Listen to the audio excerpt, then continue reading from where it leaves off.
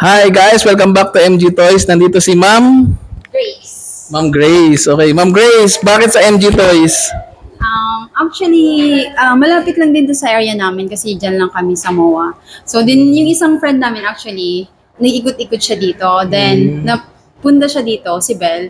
Then, siya yung nagchika sa amin na meron niya kayong stock ng eto. Yes. So, nung first napunta namin, yung version 1. Then today, So, ano nakuha niya, Ma'am? so eto. Yes! Grabe, walang script yan. Unboxing natin yan. Di ba, na-videoan natin yung unboxing. Okay, thank you, Ma'am. Thank you. Thank you, Thank you. sir. Thank you, guys. Thank you.